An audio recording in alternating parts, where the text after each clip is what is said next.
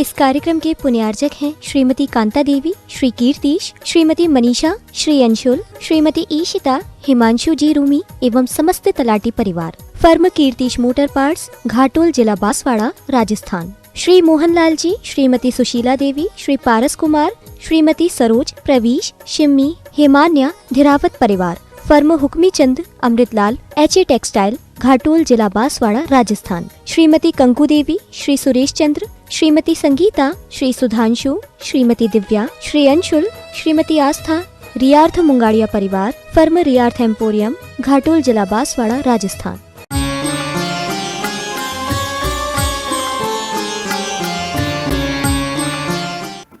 धर्म स्नेही भव्यात्माओं, अवसर्पणी काल चल रहा है और इस अवसर्पणी काल में भी ये विशेष अवसर्पणी काल है। असंख्यात उत्सर्पणी और अवसर्पणी निकल जाने के बाद एक हुंडा अवसर्पणी काल आता है, जो ऐसा काल होता है जिस काल में ऐसी ऐसी घटनाएं घटती हैं जो घटना नहीं चाहिए वो भी घट जाती हैं। युग के आदि में आदिनाथ भगवान हुए और उन्होंने सब कुछ छोड़ करके और जैनेश्वरी दीक्षा को धारण किया और दीक्षा धारण करके तपश्चरण किया। उस तपश्चरण के फलस्वरूप उनको केवल ज्ञान की प्राप्ति हुई। केवल ज्ञान प्राप्त होने के बाद निरंतर उनका धर्मोपदेश हुआ समोसरण में दिव्य दुनी के रूप में। और ऐसे करते करते बहुत काल बीतने के बाद जब निर्वाण की बात आती है तो 14 दिन पूर्व ही उन्होंने दिव्य दुनी यानी धर्मोपदेश देना बंद कर दिया। क्या बात थी कि 14 दिन पूर्व, जैसे महावीर स्वामी ने 2 दिन पूर्व, ऐसे वो भी कर लेते, लेकिन नहीं। वो तो केवल ज्ञानी होते हैं और केवल ज्ञान में जो झलकता है उसी के अनुसार अनुरूप कार्य होता है। कोई अपनी इच्छा के अनुरूप कार्य नहीं होता। इसलिए 14 दिन पूर्व ही उन्होंने समोसरण छोड़ करके क्या कर लिया? योगों का निरोध कर लिया। यानी अब ना तो चलना है, ना बोलना है, ना ही और अन्य चीजें, और बैठ जाते हैं और उसी के लिए पुरुषार्थ प्रारंभ हो जाता है। ध्यान लगाते हैं। उनके लिए 14 दिन लग गए। उसके बाद निर्वाण की प्राप्ति हुई। तो बीच में और भी तीर्थंकर हुए। एक अंतिम तीर्थंकर छोड़ दो और एक प्रथम तीर्थंकर छोड़ दो, बाकी के जितने तीर्थंकर हुए उन्होंने 1 माह पूर्व में क्या किया? योग निरोध किया। उनको 1 माह। और अंतिम तीर्थेश महावीर भगवान 2 दिन पूर्व ही वह योगों का निरोध कर दिया। यानी समोसरण छोड़ करके आज के दिन समोसरण का विघटन हो गया। वो बताते हैं कि जब समूषण छोड़ करके गए तो जो समूषण में विशेष चीजें थी वो तो विशेष चली गई, लेकिन जो भी धन धान आदि था, धन सबको बांटना प्रारंभ कर दिया। तो कहते हैं कि जब बांटते हैं तो फिर जो समूसड़ में नहीं आए होंगे वो भी धन लेने के लिए तो आ जाते। चलो भाई कम से कम ये मिला है, क्योंकि धन की आसक्ति आज की नहीं, अनादिकाल की संसारी प्राणी की रही है। और ये परिग्रह संज्ञा ऐसी संज्ञा है कि निरंतर वह जोड़ता रहता है, चाहे वह एक इंद्रिय जीव क्यों न हो। एक इंद्रिय जीव भी अपनी परिग्रह संज्ञा को बना के रखता है और सामग्री इकट्ठी करता रहता है। उसके पास वचन नहीं है, उसके पास मन नहीं है, मात्र एक काय के द्वारा ही वह करता रहता है। ऐसा भी वर्णन शास्त्रों में आता है कि आपस में दोनों वो लड़ मरे और एक जगह उन्होंने पर्वत के ऊपर धन छुपा करके रख दिया और मर करके फिर वह नरकों में चले गए, वहाँ से निकले और भी पर्यायों में उन्होंने जन्म लिया और वहीं पर जहाँ धन गड़ा था वही एक इंद्रिय के रूप में, वृक्ष के रूप में जन्म उनका हो गया। तब भी देखो संज्ञा अंतरंग से बैठी हुई है और उस इंद्रिय का ज्ञान भी देखो कौन सा ज्ञान है वहाँ, कुमति और कुश्रुत ज्ञान, इंद्रिय ज्ञान है। उस इंद्रिय के माध्यम से, स्पर्शन इंद्रिय के माध्यम से उन अपनी जड़ों को उसी ओर पहुंचाया जहां वह धन गड़ा हुआ था। ऊपर से ऐसा दृश्य दिखता था कि वृक्ष कहाँ है, इसकी जड़ें कैसे कैसे गई हैं, वो कहाँ गई। जब अवधि ज्ञानी महाराज से पूछा तो उन्होंने ये सब चीज़ें बता दी, ऐसा ऐसा है, ये है परिग्रह संज्ञा, अनादिकाल से चली आ रही है। इनको किसी को सिखाना नहीं पड़ता। चार संज्ञाएं अनादिकाल से इस जीव के साथ लगी हुई है। आहार संज्ञा, बच्चे को दूध पिलाना सिखाना पड़ता है क्या? जन्म लेते ही आहार संज्ञा उसके लिए होती है। भय संज्ञा भी सिखानी नहीं पड़ती, मैथुन संज्ञा भी सिखानी नहीं पड़ती, और परिग्रह संज्ञा भी ये तो अनादिकाल के संस्कार हैं, पड़े हुए हैं, और इसी में जब यह संसारी प्राणी लग जाता है तो अपने वह आत्म स्वरूप को भूल जाता है, अपने आत्मिक सुख से वह निरंतर वंचित रहता है। इसलिए आचार्य भगवंतों ने इन चार संज्ञाओं के ऊपर नियंत्रण करने के लिए कहा। और उन्होंने, आचार्य भगवंत ने एक सूत्र हाइकू के रूप में आप लोगों को दिया, जोड़ो ना जोड़ो, जोड़ा छोड़ो, जोड़ो तो बेजोड़ जोड़ो, जोड़ो ना जोड़ो, जोड़ा छोड़ो, जोड़ो तो बेजोड़ जोड़ो, ऐसा जोड़ो जो जिसका कोई जोड़ ना हो। अगर ये संस्कार अभी से हमारे डल गए तो ये समझ लेना कि हुंडा अवसर्पणी काल में हमारा जन्म लेना भी सार्थक हो जाएगा। इसलिए बार बार आप लोगों के लिए उपदेश के माध्यम से त्याग और दान आदि के बारे में प्रेरणा दी जाती है। और अभी से अगर आपकी त्याग की, दान की आदि की भावना जुड़ गई तो ये संस्कार ऐसे अंदर से बैठेंगे तो आगे जाकर के आपके लिए इन सब चीज़ों में आसक्ति नहीं होगी।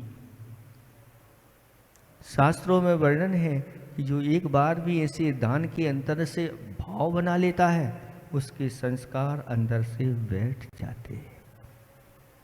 ऐसे ही नहीं देता सहज में, जब दान देता है तो कितना विचार करता है, और दान देने के बाद भी निरंतर उसके बारे में सोचता रहता है कैसे देना, किस प्रकार से क्या दे। यही संस्कार भीतर से बैठ जाते हैं, और आगे जाकर के जब वह उदय में आता है पुण्य, तो उसके माध्यम से उसके लिए दुनिया के सारे वैभव तो मिलते ही हैं, लेकिन उन वैभव में आसक्त वह नहीं होता जिसने आगम के अनुसार बुद्धिपूर्वक ऐसा त्याग और दान किया है। नहीं तो कितने लोग इस पृथ्वी पर हुए हैं जिन्होंने बहुत जोड़ा, लेकिन सब यहीं के यही छूट करके चला जाता। इस पृथ्वी पर कितने चक्रवर्ती हो चुके हैं, बता सकते हैं अभी तक? हैं? असंख्यात। और कोई बताएगा? अनंत क्योंकि अनादिकाल से, अनंत काल से ये सब चल रहे हैं। अनंतों चक्रवर्ती इस पृथ्वी पर हो चुके हैं, और सब आए, सब ने अपनी अपनी करामत दिखाई और सब चले। लेकर के कौन सा चक्रवर्ती गया? कोई लेकर के नहीं गया, आज तक का रिकॉर्ड है। अगर लेकर के जाते हैं तो कहते हैं यहाँ से पाप और पुण्य लेकर के जाते हैं, अथवा पाप पुण्य दोनों छोड़ करके चले जाते। जो पाप को लेकर के जाते हैं वो नीचे की ओर चले जाते हैं, और जो पुण्य को लेकर के जाते हैं वो ऊपर स्वर्गों की ओर चले जाते हैं। और जो सब कुछ छोड़ करके और दीक्षा धारण करके कर्मों का नाश कर देते हैं, वो पाप और पुण्य दोनों से हमेशा के लिए उनका छुटकारा हो जाता है। ये विधि है। इस विधि को जो समझ लेता है उसका जीवन सार्थक हो जाता है कि क्या हेय है, क्या उपादेय है और क्या ज्ञेय है। इन सब को जानने वाला व्यक्ति बहुत ही बुद्धिमान माना जाता है। इसलिए आचार्य भगवान कहते हैं जुड़ो। आज तक तुम जिससे जुड़े नहीं हो उससे जुड़ो, और जुड़ो भी और ना जोड़ो ये भी कहा जा रहा है। या जुड़ो ना जोड़ो, दोनों तरफ ना को आचार्य भगवंत ने बीच में रख दिया। कुछ लोग है ना पॉजिटिव में भी ऐसे चलो ना, खाओ ना, जुड़ो ना। ना शब्द है वहां पर नकार नहीं है, वो वहां जोड़ने के ही अर्थ में होता है। तो दोनों बातें, जुड़ो ना। अब क्या करना है? अब किससे हम जुड़ें, किससे नहीं जुड़ें? तो कहते हैं दुनिया में अगर सर्वश्रेष्ठ कोई चीजें हैं तो ये है देव, सच्चे देव, सच्चे शास्त्र, सच्चे गुरु। जो इनसे जुड़ जाता है एक बार सच्चे हृदय से, सच्ची श्रद्धा के साथ, फिर कुछ भी हो जाए वह गाफिल नहीं होता। पतंग आप लोगों ने देखी है।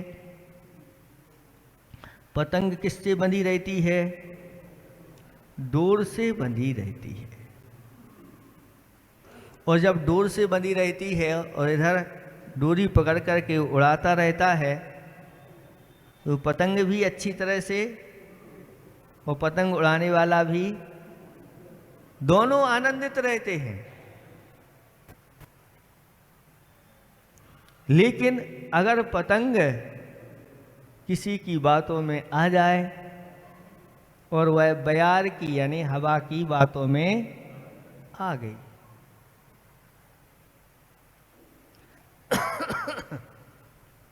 पतंग भी कहती है कि मैं डोरी से बंधी रहती हूँ, तो बस ज़्यादा दूरी मैंने यही की सब चीज़ें देखी हैं। और मैंने सुना है कि बड़े बड़े सरोवर होते हैं, पर्वत होते हैं, वन होते हैं, अनेक प्रकार की चीज़ें हैं, मैंने सिर्फ सुन रखी हैं, देखी नहीं। और जब तक मैं डोर से बंधी रहूँगी उन चीज़ों का अवलोकन नहीं कर। तो हवा कहती है चिंता नहीं करो, मैं इस डोर से तुम्हारे लिए छुटकारा। कैसे? तो मैं जोर से चलूंगी, उधर कोई पतंग उड़ रही होगी, तुम उससे टकरा जाना और तुम मुक्त हो जाना, फिर तुम्हारे लिए बंधन कोई नहीं रहेगा, जहां जाना बस। और ऐसा ही हुआ। वह पतंग कट गई और बयार जो हवा थी उस पतंग को उड़ाती हुई ले गई। और वह बहुत आनंदित थी कि इतनी ऊंचाई पर मैं जा रही हूँ और ये सारी चीज़ें देखने को मिल रही। लेकिन हुआ यूँ कि ऊपर से एक बादल की टुकड़ी आई और वह बरसने के लिए तैयार हो गई और मंद मंद, तो यह पतंग घबरा गई, अब मुझे कौन बचाएगा।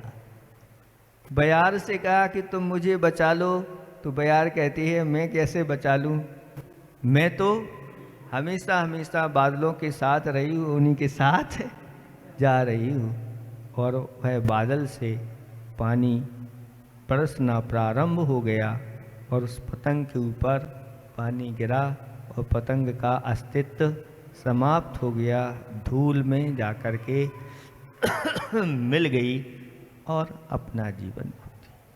इसलिए आचार्य भगवंत कहते हैं कि देव शास्त्र गुरु की ये डोरी है, इस डोरी से अगर बंधे रहोगे तो हमेशा सुरक्षित रहोगे। और अगर ये डोरी छोड़ दी, उत्श्रृंखल हो गए, मनमानी करने लगे जिनवाणी को छोड़ करके, तो फिर पतन होने में देर नहीं लगती। जो देव शास्त्र गुरु से बंधा रहता है हमेशा वह प्रसन्न रहता है। अच्छे ने एक दोहा लिखा है, ईश दूर पर मैं सुखी, आस्था लिए अभंग,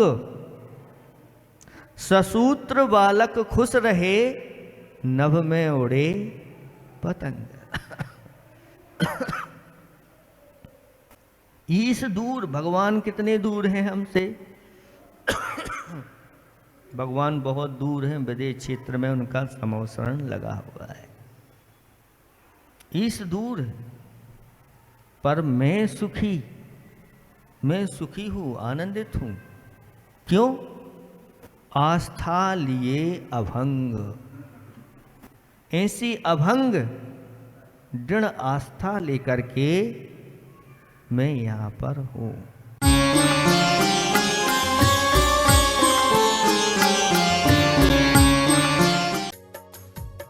इस कार्यक्रम के पुण्यार्चक थे श्रीमती कांता देवी, श्री कीर्तिश, श्रीमती मनीषा, श्री अंशुल, श्रीमती ईशिता, हिमांशु जी रूमी एवं समस्त तलाटी परिवार। Firm Kirtish motor parts, Ghatol, जिला बांसवाड़ा, राजस्थान। श्री मोहनलाल जी, श्रीमती सुशीला देवी, श्री पारस कुमार, श्रीमती सरोज, प्रवीश, शिम्मी, हेमान्या, धिरावत परिवार। फर्म हुक्मी चंद, अमृतलाल, एच.ए. टेक्सटाइल, घाटोल, जिला बांसवाड़ा, राजस्थान। श्रीमती कंकु देवी, श्री सुरेश चंद्र, श्रीमती संगीता, श्री सुधांशु, श्रीमती दिव्या, श्री अंशुल, श्रीमती आस्था, रियार्थ मुंगाड़िया परिवार। फर्म रियार्थ एम्पोरियम, घाटोल, जिला बांसवाड़ा।